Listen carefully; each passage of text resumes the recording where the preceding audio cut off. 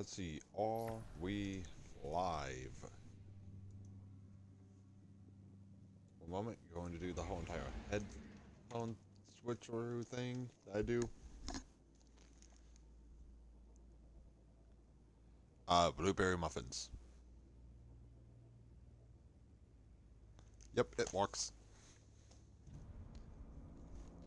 Soon I won't need to do that because soon I'm going to be recording all my Destiny 2 stuff over on my PC. But till then, hello there, ladies and gentlemen. My name is the Sweetie Man, and welcome to my thoughts on the current state of Destiny 2. So, hello, Tort. Hello there. Uh, Today I'm going to be talking about my thoughts on the state of Destiny 2. And this is going to be pretty much an all-encompassing thing. Like my thoughts on the state of build crafting, my thoughts on the state of weapons, my thought on the state of the story, Crucible, Gambit, and all that. My thoughts on the lore of Destiny, and how the end game for Destiny is for new players. So, once again, this is going to be a very big video, which is ironic considering that I actually have very little time to talk about this. As of recording, I overslept and slept through my alarm that was supposed to get me up at 8, so that way I could get up and do everything I need at 9 before I had to stream. So, let's talk shop. What is the state of Destiny 2? Well, in a lot of ways, the state of Destiny 2 is in a really good place. They've added so many good quality changes of life to where it's very helpful for like a bunch of new players to come into the game. Like, and I mean that in all actuality. I truly believe that this season is a great pickup point, or either pickup point, like I was saying. Like, it's a great point to just jump back in, get a guardian, or make your guardian, or revisit your guardian, and just do as you see fit. This is Destiny. This matters how you play. Like, it doesn't matter how you play, it matters what you play. So note, if you are a bow fiend, and you see a lot of weapons or bows, you want to master the bows, pick it up. Like, do it. Like, go crazy. The water's your oyster. Now, that sounds very sunny and cheery, but we also have another problem that's currently plaguing the game. Right now, inside Destiny 2, and this is a general gameplay problem, you can be disconnected very frequently from whatever activity you're doing. Now, that doesn't sound too bad unless you try to do higher end content like the raid through the nightmares, or like the most recent dungeon, and you're going for solo flawless, like Spire the Watcher. Trust me, it's not that bad at first, until it is that bad at first. What do I mean by that? What I mean is, the main problem with doing anything in this game flawlessly, and I'm actually going to have to go into the wanted seal to show it, is this Resident Vex part. No, wait, not Resident Vex part. Sorry, Magnificent One.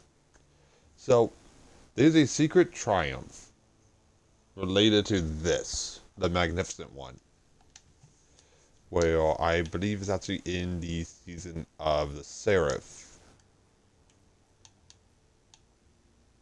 I know it's somewhere in here. It might actually be in Legends. No, that's Legends. There we go. Yeah, here it is. Here it is. So there is one particular challenge in here. Untarnished Grit. Here we go. Complete all encounters in the Spire of the Watcher dungeon without dying. Basically, you need to do what is known as flawlessing the raid. You cannot die. You cannot wipe. You are on your own on this one. Now, once again, doesn't sound that bad. The problem with it is that if you get disconnected while you are doing this challenge, your entire run is invalid. You can still get the Magnificent one, but because you used, and this is going to sound very stupid, because you used your transmat effect, it counts as you have died. Now, yes, that's the problem with Bungie's code, and Bungie has already mentioned that they are looking into why there are so many disconnects and so many errors in that area as of late. So, there's that problem. Another major problem that's kind of covering a lot of the like a lot of the Destiny community as a whole is, and this was made with a positive change in mind, but it has also led to many problems. Build crafting. So this menu I'm in right now, the loadouts menu, there's been so many times where this thing would literally just crash just by opening it. There's been times where the game will crash by going into your accommodations. The game stability and crashing errors, as well as network errors, have gotten too severe. There's been so many times where I would just be running the Root of Nightmares raid with a team, and someone would be like, well, I just got disconnected. And then another person. And another. And another. To where we end up taking something like an additional hour and a half just trying to get people back in because of Bungie's connection. Or somebody will be in and then their game will crash. And we're talking about people who's on the Series X or on PC, or whose games had crashed. So, no, it's kind of a major issue when the game is so unstable that it's kind of a gamble if you're going to be able to play it or not. As for everything else, let's say you do get into the game. Let's say that you have a great connection and you are ready to do something like the Grasp of Avarice dungeon. So, how do the guns feel? How does movement feel? Is Strand fun? Answer to that last one, yes. Strand is a lot of fun. I love Strand. Like, note, I don't need an exotic on my Strand because I literally just like, it's so stupid. Granted, I do like using the Osteostrega. Oh, I really love using Osteostrega on Strand. But there's so much, like, see, like, just that little bit of movement right there. Like, no. Without touching the ground, I made it all the way over to the objective point. So, I think the best place to start is Strand. What is it? What, and does it feel good? So we don't fully comprehend Strand. Unfortunately, by the end of the Lightfall campaign, you do not understand Strand any more than what it is.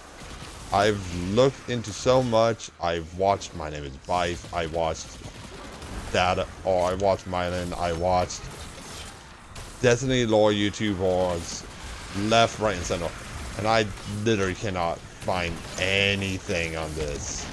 Like, I have no idea what strength that is supposed to be. Like, it's the connective weave of all consciousness that was able to be perceived and used thanks to the veil on Neptune. And once you know that those threads exist, you can see them everywhere. That's how Bungie described it in-game. That's all we know. It doesn't explain how. It doesn't explain why. It doesn't explain when. All we know that it's a thing that Guardians have access to and can control to a certain degree, and it's just like, no, it's so weird of a concept. It's been done hundreds of times before, but it's still just like, okay, but why though? That's the number one question that the Strand leaves me asking, but why though? Like, it's a shit ton of fun, don't get me wrong, and I'm glad that I have it in my repertoire. Especially considering that it helped me get partially, or get a partial clear on on my new conch title that I need to guild, so I can make it to rank 11.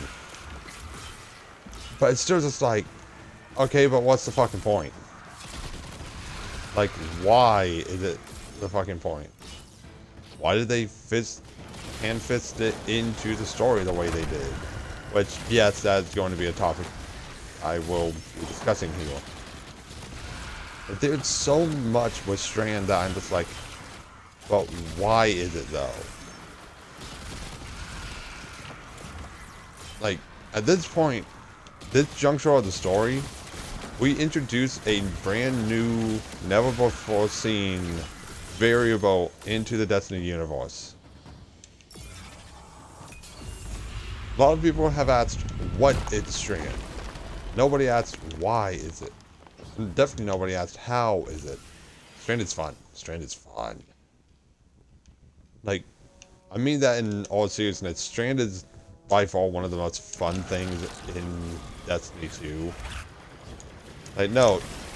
Once again, who needs to land on the ground when you can literally just use Strand to maneuver your way through, like, this entire system of caves?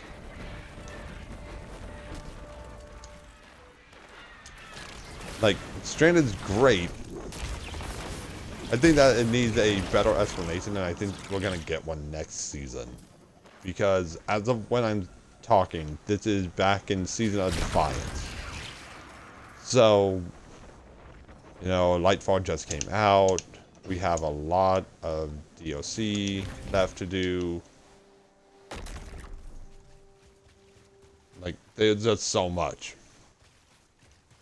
So, you know, it's just like, well, what is Strand? I'm sure we're going to get the full connection on, like, what all this is.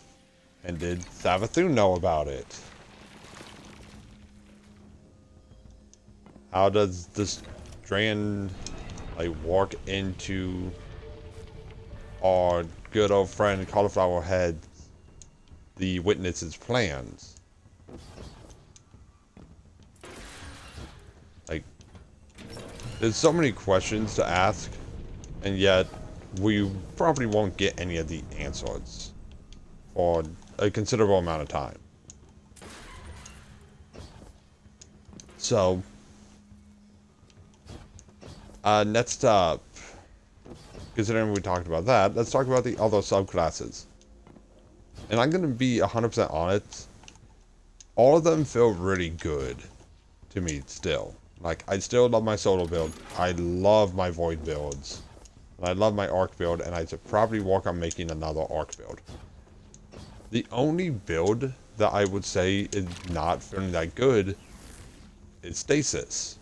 And truth be told, I think that Bungie needs to go back through and give Stasis a lot of love.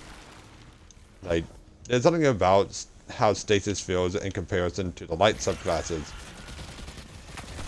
Stasis more or less feels now like it should be confined to only PvP. Because God knows that's where it shines the most.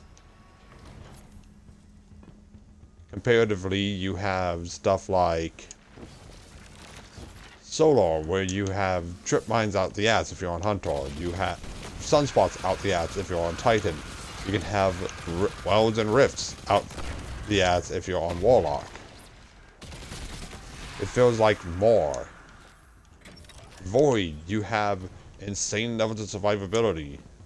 Whether you're a nope hunter and just go invisible and nope the fuck right out of there, you're a Titan who can just be like, I got overshielded, you're volatile, you're dead. Or you're a Warlock and you're a skinny boy and you want to be a fat man like Callus. Like, it doesn't matter. Like, that has a very clear, like, mindset as to what it's supposed to be. Compare that to Ark. Ark has it to where just like, hey, I want to run fast. I want to punch fast. I want to play Destiny as if it was like Team Fortress 2. And that's kind of what Ark feels like to me. Like, Ark is everybody in the Scout from Team Fortress 2. And they're all on Bonk Cola all the time.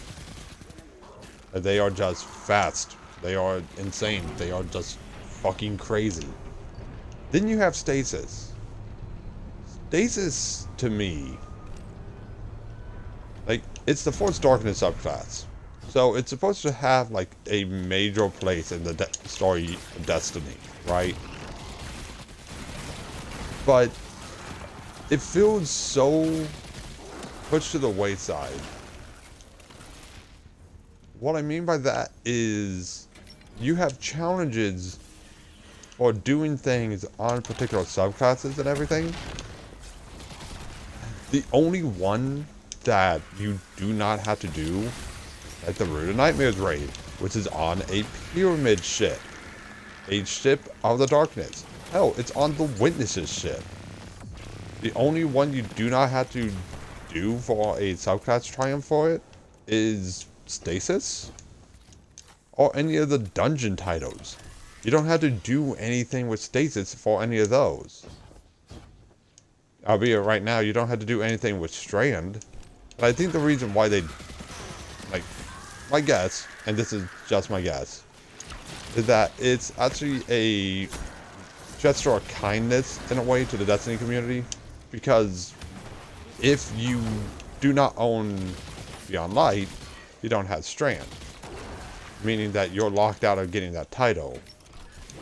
It's like Bungie would be pay-gating those things. There's somebody like me who has all the DLCs and everything, that's fine. Whatever. I mean, hell, I'm literally rebuying the DLCs on Steam. Just so I can have them all. But that was terrible. Don't worry. I'll still make up for it. Like, it feels like Stasis, though, has really been left by the wayside in a lot of ways. Which, once again, I'm more or less fine with. But at the same point in time, they're...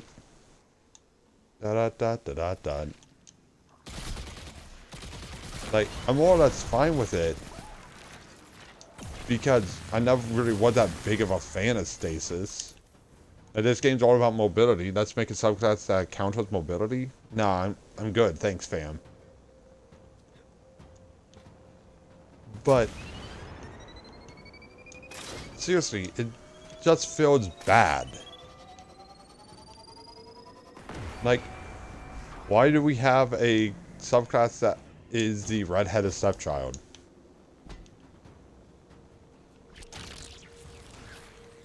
speaking of stuff like that,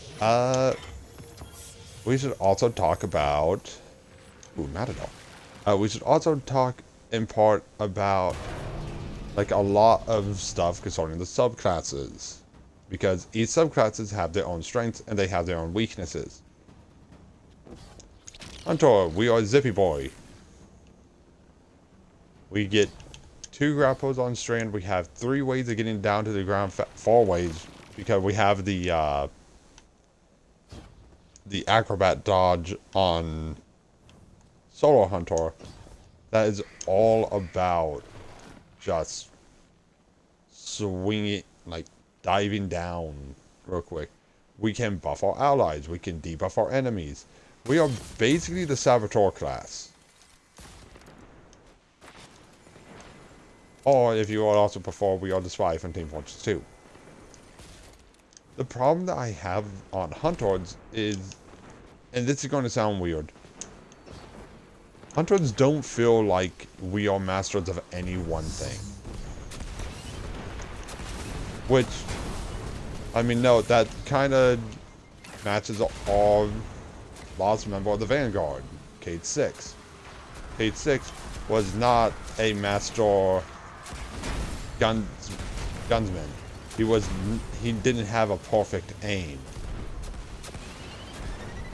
He wasn't a perfect soldier. He wasn't overly smart, but he was very cunning. No. It was actually said in a lore dialogue around the time of Forsaken's release that Cade 6 perfectly represented the Hunter Snake. Because the Hunter Snake is supposed to reflect like a dire cunning that hunters have. Finding the best path with the least resilience to get to the target and put them down. Hunters are the scouts. The Vanguard, like Titans are the Vanguard, and they may lead the way, but they would be leading people into a trap if it wasn't for Hunters. That was literally said in an interview by Jeff Serhanitz like a long ass time ago. Like, I think that I said it was around Forsaken. Now that I think about it, it's most likely more around the original release of Destiny 1. Which, yeah, that's an accurate statement. Like, Hunters are cunning. We care a lot about loot. We are smart, and we are social butterflies. Compared to how Hunters used to be in the past, I'd say before House of Wolves, before X, Y, and Z, before all of that, wow, that was fucking dark sometimes. But Hunters are not in their worst state. I don't really go into PvP all that often, but even in PvP, I don't really have too many issues, all things considered. So, this is going to be a very weird thing for me to say. It's more akin to, Hunters are in a good spot. We don't really have a lot of broken things. I mean, sure, we can grapple skate to like Warlocks can. We can shadow skate. We can do any type of skate. But we're not in like a overpowered position. We are in an underpowered position. Our neutral game is ridiculous. But then again, it also always has been ridiculous. Hunters are the neutral game masters of the game. Which makes it weird that I have a really bad time with them in PvP, because normally whenever I do something like a fighting game, I'm really good at my neutral game. Nope, for some reason Destiny 2, it just has me all dazed and confused, and I have no idea why.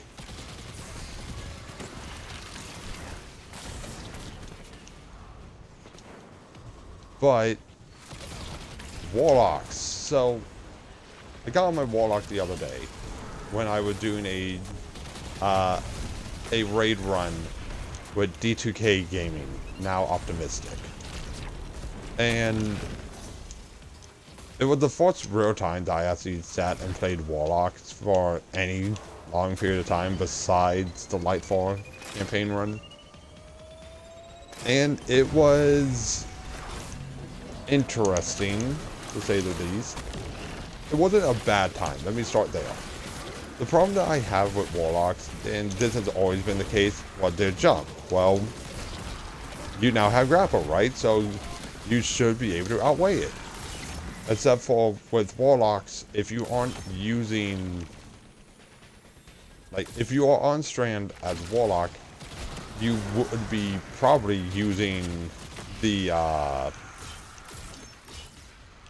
threatening grenade. Mainly because, no, that's their whole entire shtick. Their threatenings are a lot smarter. They can torch up on their shoulders and more or less be like their Void Soul or like any other capability. So, not really there. With Titans, you have the whole entire added benefit of, like, oh, you have your overshields, you have an easier way of getting woven mail, except for you really don't. Hunters have the easiest way of getting woven mail, because we just need to grapple to get ours, and we get 2 grapples. So wait, Titans' whole entire shtick is done better by Hunters. Like, the survivability on Titans is done better on Hunters. So this is going to be, like, the main point that I'm making. A lot of things on Titan are just simply done better by the other classes.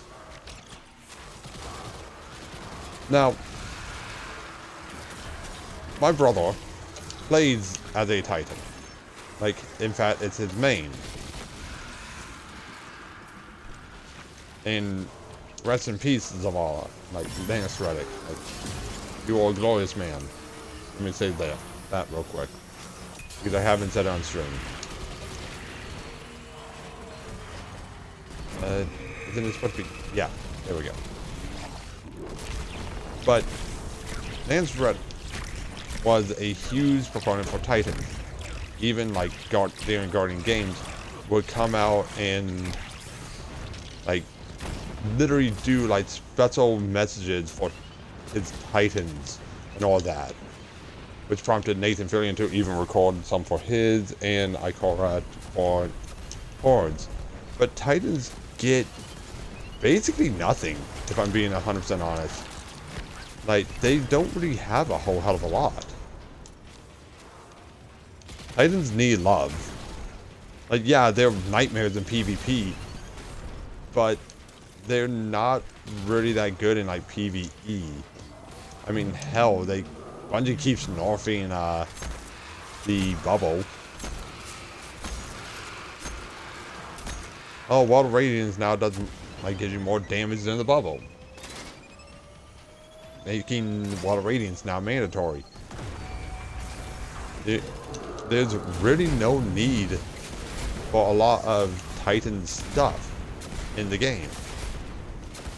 If you run a Titan, you're either running Lorelites, mainly because it's just about the best helm that Titans have,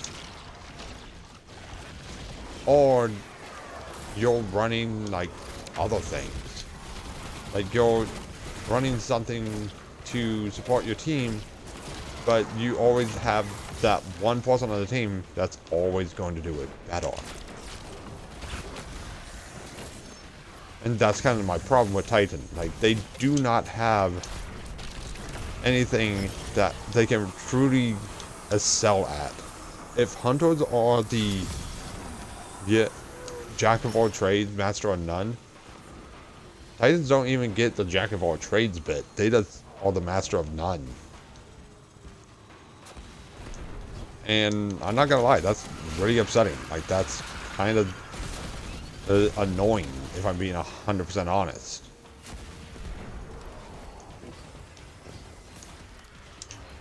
As for gunplay,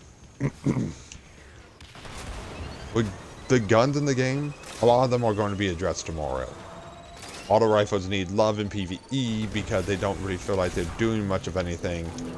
So Bungie's giving them like a 25% buff. Bows and hand cannons are getting some love, so that's needed. And breakaway hits like the Ikelos SMG, I'm trying to think of the name of it, the Immortal, and if I'm not mistaken, another weapon that I can't think of the name of off the top of my head. Fuck you, game. I picked those up.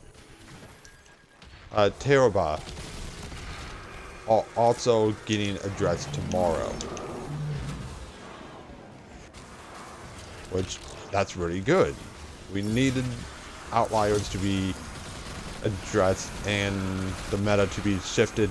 Because, no, we've had an SMG meta for like 3 seasons now? Like, no, it was only really made worse when they brought back the Ikelos weapons. Can I help you? Like, they really need to address it. Besides that, guns are actually in a fairly good place, and I'm actually very excited for the mid-season patch tomorrow. Which, no, that's the entire reason why I'm actually making this video. Hey, Silver!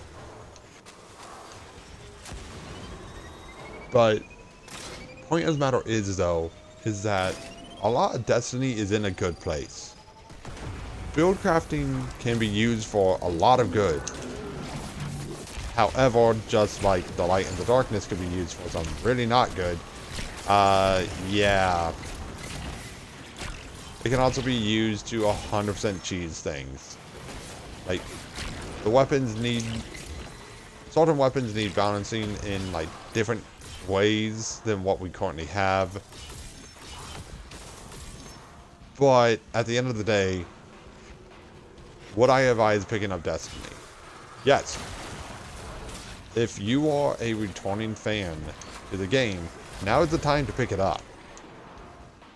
Or if this is your first time touching the game, still pick it up. Like, there's so much to do in the wonderful world of Destiny.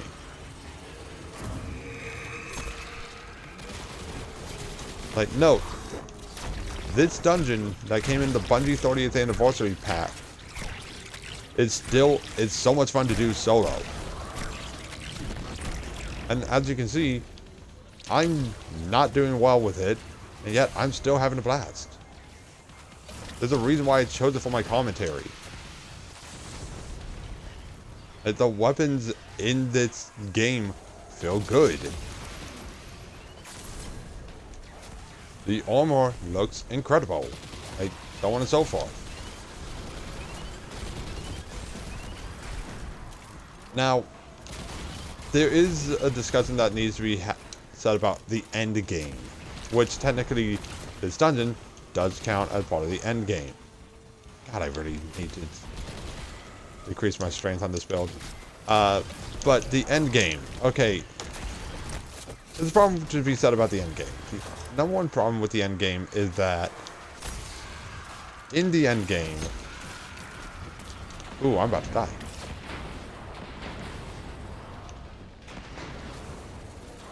In the end game, there's so many problems. Brood of Nightmares is not that difficult of a raid, so if you're looking for a raid title, there you go. But it's also very glitchy in the worst ways possible. It's not hard. It's not a hard raid. And I would say that till I'm blue in the face, because I know, God damn it, I know some people disagree with me, but Brood of Nightmares is not a hard raid. You want a hard raid? Go do Vow. Vow can be the biggest bitch of a raid. But Brood of Nightmares is not hard, to the point where people have done most of it with just two people. Hell, people have beaten it with just 2 people.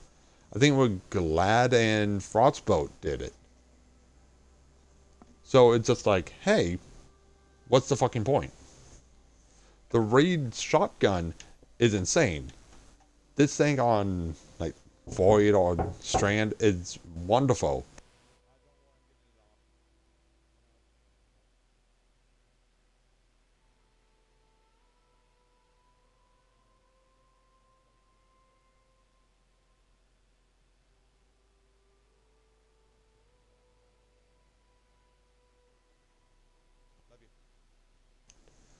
Sorry about that.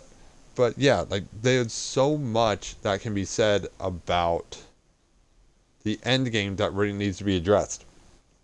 And yes, I know that it's all the end game is primarily now this whole entire system, but there's nothing to really show for it. And at the end of the season, we're going to be sent right back down.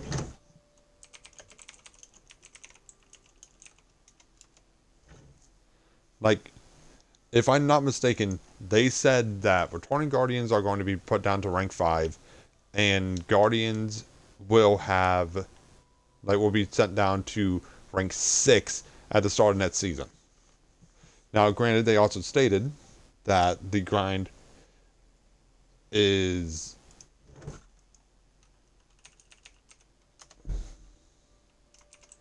grind is going to be a lot faster, mainly because this power cap is not going to be here.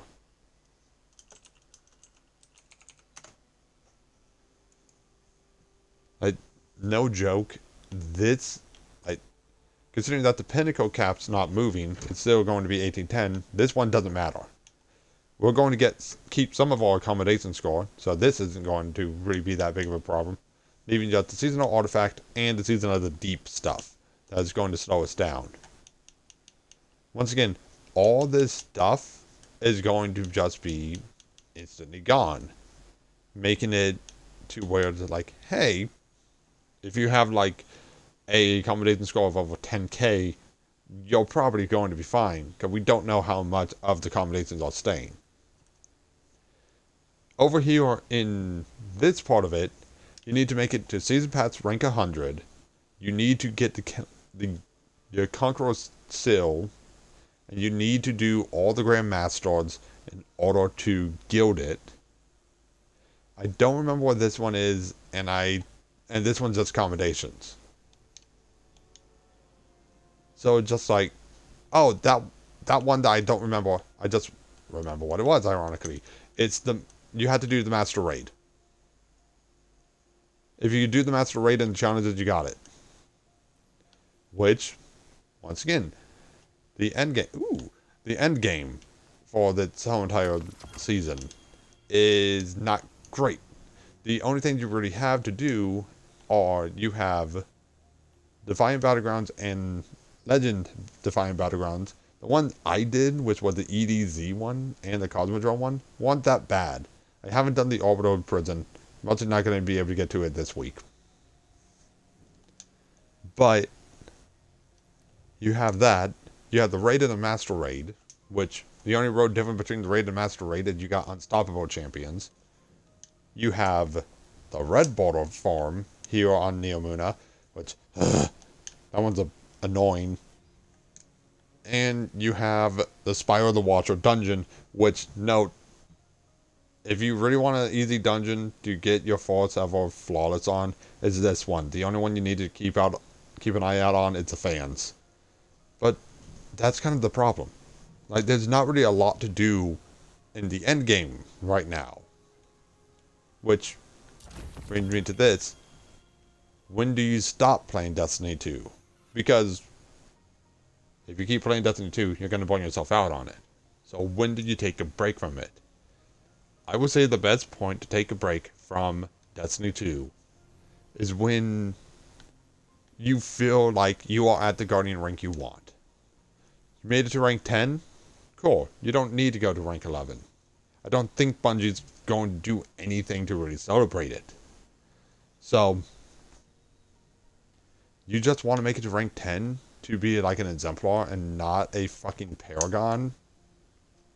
Like, do it. You want to run the raids and get all the raid red boxes. And, go run the dungeon. Get the dungeon red boxes that you can get, which only exist in duality right now. You can do that.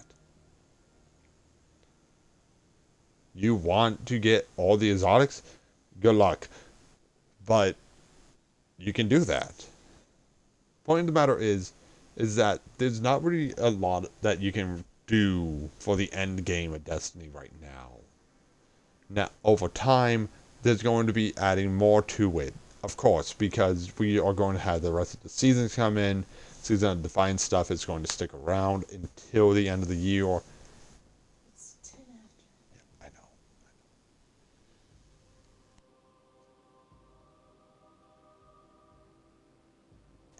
You didn't do the dishes, I see. But the number one problem is that the end game is a lot easier. Note, the Grandmasters that I did so far, I've done 2 of the required 6.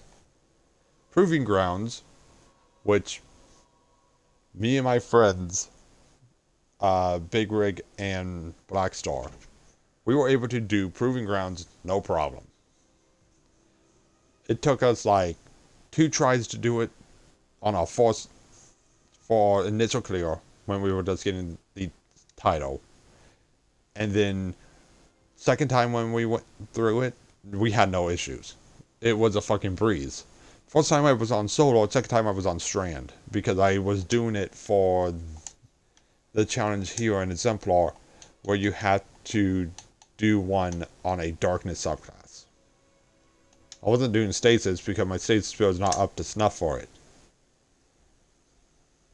But no, it was such a joke. This one, the Lake of Shadows,